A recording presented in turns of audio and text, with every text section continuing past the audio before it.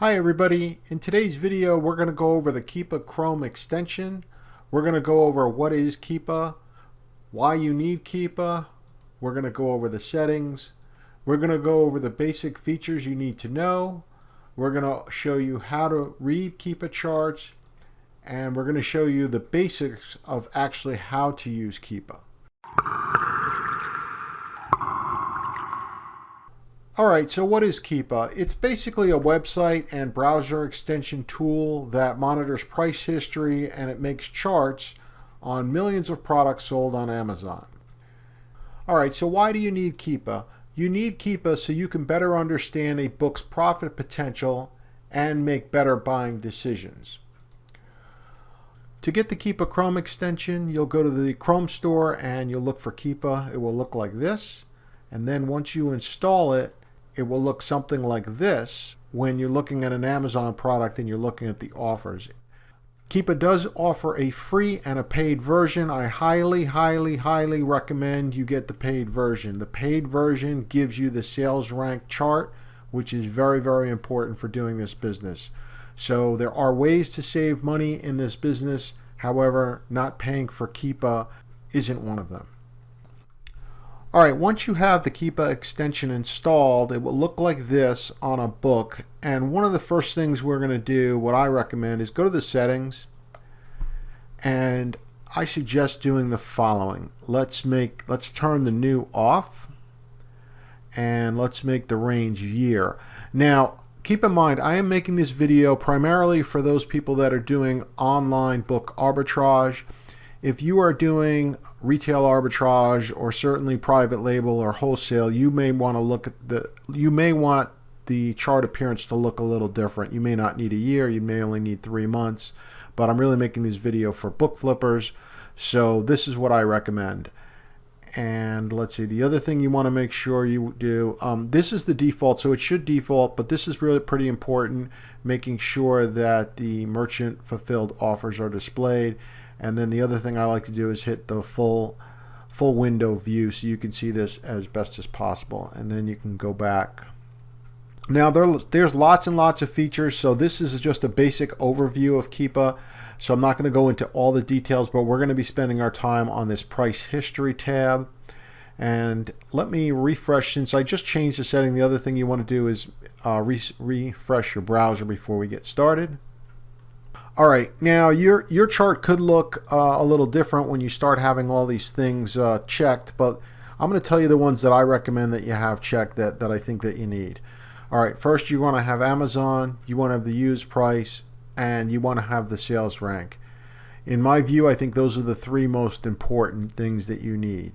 You can get by with occasionally looking at some of these others, but to simplify things and really to make your speed is important, right? When you're looking through books, these are the things that I recommend. So have these 3 things checked at first, and then as you're working through, there will be times that you want to check some others. Okay, so let me uncheck these and let's just take a look at the chart before we even start doing anything too interesting. Let's just start with the price. So I'll just click just the used price. So on the left side of the chart, you see from 0 to 80 right now. And this is dynamic, meaning it doesn't always go from 0 to 80. It changes based upon the pricing. And what this black line represents is at any moment in time, the lowest used price available for this particular book. So what Keepa does is it just goes through time and takes snapshots. I think every 6 minutes, I'm not exactly sure, and it might change. I don't think they really tell us, but the way you can tell how accurate it is you can go here and go click on week, and you can look right here. And you can see where it says used price 30.48. And you can look here, here is the lowest price. See it, 30.48. So that is the lowest price. Now as you can see, it is not without shipping, right? It doesn't include the shipping, but you can know at that moment in time. So that's what that line represents. It's all it represents. So don't overthink it. It's just the lowest price at any given time.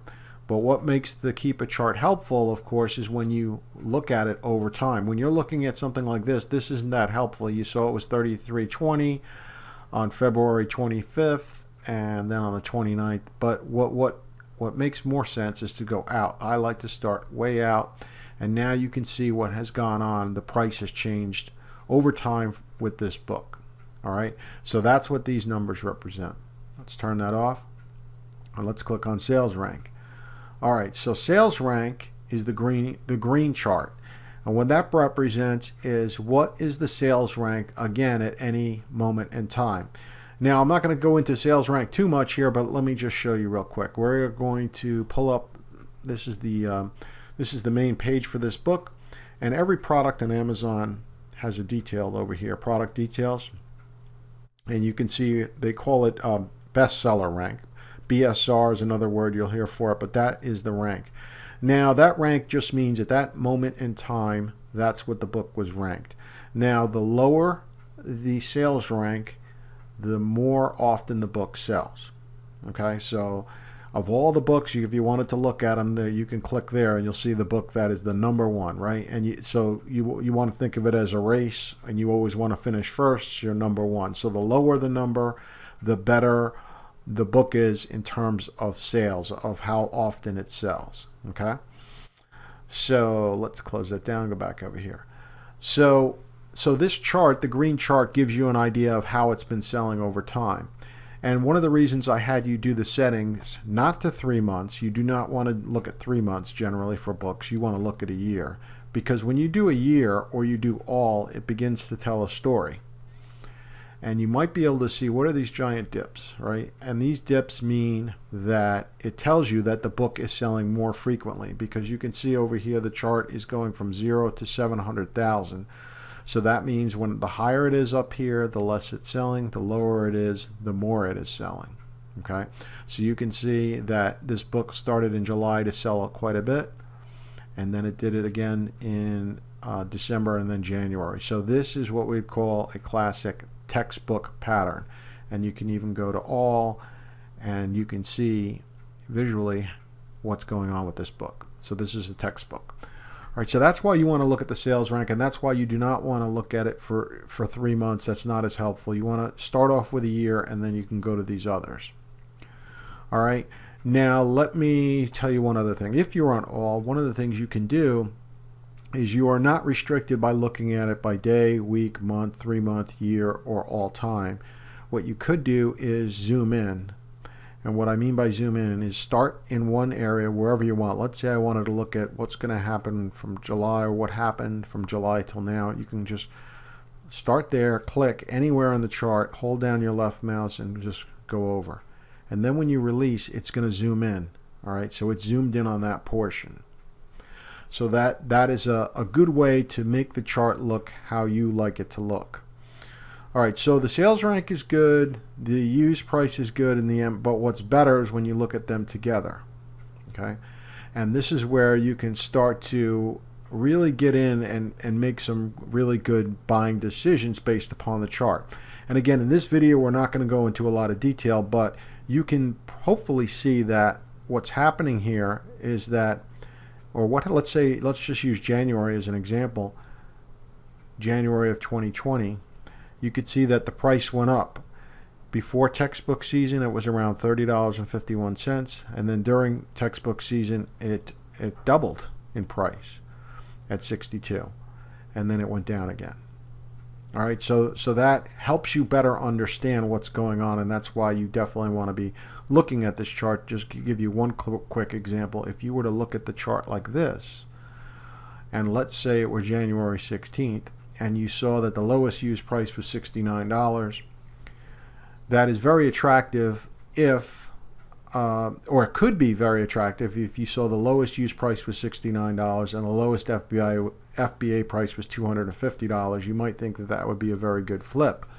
However, you want to pay attention to the chart and ask yourself what could happen in the future.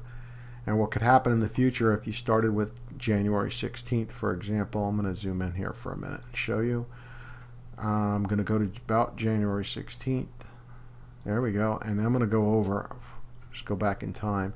So the chart could look like this, and you'd have to see, or hopefully you would see, that that price is likely not sustainable, and it's going to probably go down quite a bit, because that is what has happened in the past few. In fact, this has happened very consistently.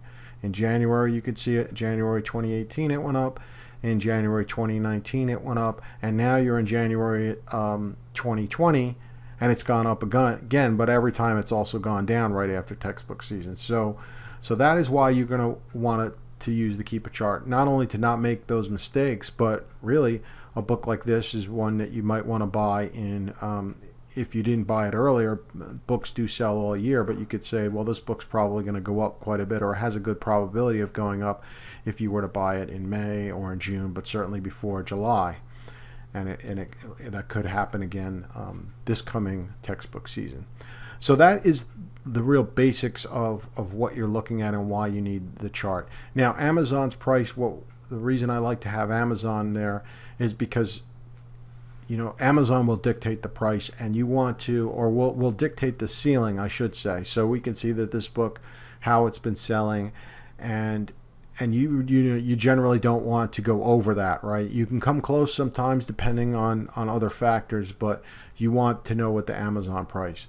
Part of the reason I don't recommend doing this, the new, at least if you're using our service, because we take that into account, and it will be very infrequent that you're going to have an issue with the new price. We just essentially, I don't want to say we ignore it. You will look at it from time to time, but it's not something you really need, because we curate our database, so you don't really have to worry about that too much. But if you're looking at the Amazon price, you have that up, that's usually good enough. But of course, if you wanted to look at it, you could look at it there. These others, I'm not going to go into it. I don't think they're all that helpful. Occasionally, you'll look at some good books that will help you figure out that the used price was, or the lowest price there was just ridiculously low. And sometimes that will help you when you're looking at the lowest used price. So that's what those mean if you were to take this off. But generally, the used good price will be right around, maybe a slightly higher than whatever the lowest overall use price. The other thing I'll just mention real quick, which you're going to want to pay attention to, and I will go over this in future content that I put out, which is really important, but it's understanding the concept of supply and demand. And you can't get supply and demand by looking at this chart, right? This just tells you more or less what the demand was for the book in regards to what the sales rank was, and it tells you the price. But what it doesn't tell you is what is the supply, and that's what you get from doing this. More historical data, and then going to either used and or new. And this bottom chart tells you what the supply is, right? So if you ever taken an economics course, you'll know that the laws of supply and demand are always in flux, and they affect pricing. You don't need to overthink it, though. I don't want you to give you the sense that it's very complicated. I don't really think that it is, but you do want to pay attention to it. So typically I'll just do the used books, because we're generally selling just used books, so you can see what the demand was. And if the demand goes up or down quite a bit, that will certainly make an impact along with the supply on what the pricing will be. All right, so that's generally how you use Keepa. The only other thing I'll say is one of the things we did here on the setting was the offers page, right? Display this one here, stock quantity. So the stock quantity comes into play over here, and you can see where this seller, Goodwill Easter Seals, has 1 left in stock, and that Book Runs textbook has 2 left in stock. So that's identified by Keepa by having that setting set that way. It's telling you how many are left in stock, and that's also something that you're going to want to pay attention to when you're buying and when you are pricing. All right, so that is a basic overview of Keepa.